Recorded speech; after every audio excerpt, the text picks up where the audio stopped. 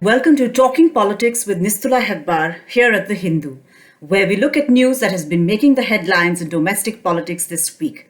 Welcome to episode 5. The results of polls in 4 states and 1 union territory were out on Sunday, with 3 states, Kerala, West Bengal, and Assam, opting for status quo, and 2 states, Tamil Nadu and Puducherry, opting for a change in government.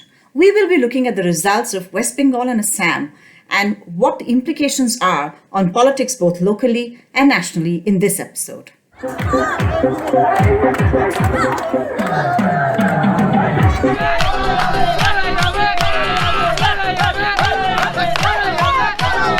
Now let's first look at Assam, where the BJP posted a handsome victory to retain power in the state after first having come to power in 2016. This was against a formidable alliance of the Congress, the Bodo People's Front, and the All India United Democratic Front, which was in rivalry to them.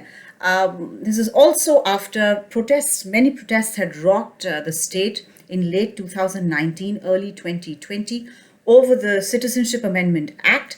There was a popular mood, a popular sentiment against that act, which had been moved by the central government and cleared by Parliament in 2019.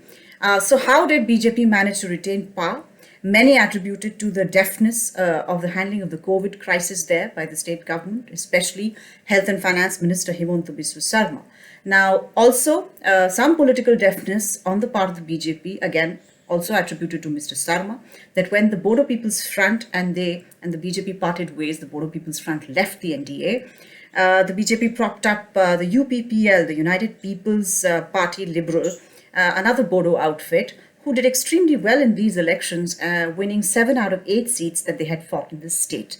For the Congress, it was a disappointing run, because this was one state apart from Kerala where they were expecting to dislodge the incumbent government and come to power.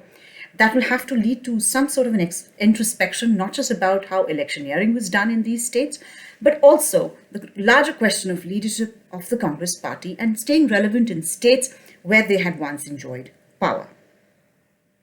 There are also implications for the BJP itself in the Assam victory, because at the time of taping, the jury was still out whether the BJP would reward Himanta Biswa Sarma for his political management by giving him the chief minister's post, or retain Sarbananda Sonowal, who is the sitting chief minister.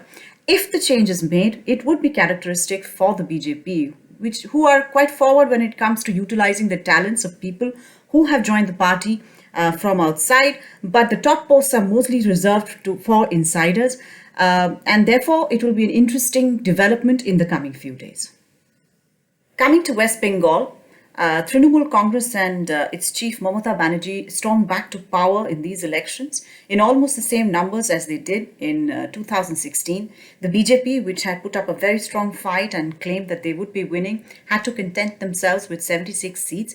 And the Congress and the left, both these parties could not register a single win in the 294 Assembly House.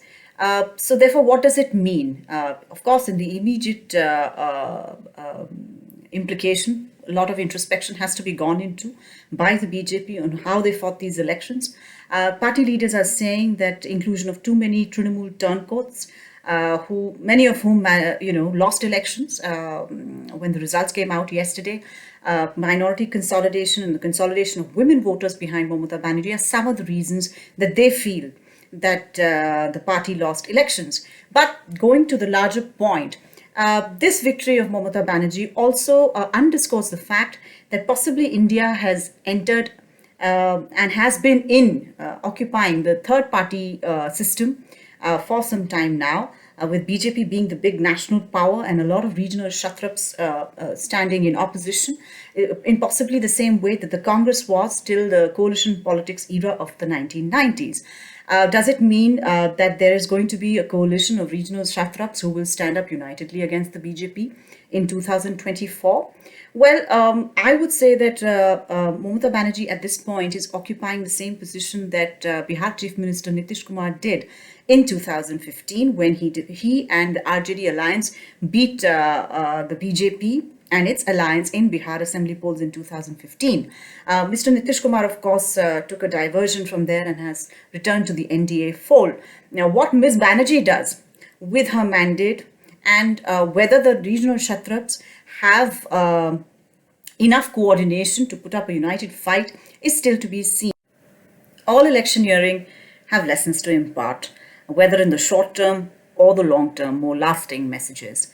Whether the lessons learned from these elections, the manner in which they were held, the trust or lack of it which was demonstrated by political parties, and the fact that India got hit by a second big wave of COVID, whether these will be taken in the right spirit or not, going ahead into the next electoral calendar, is still to be seen.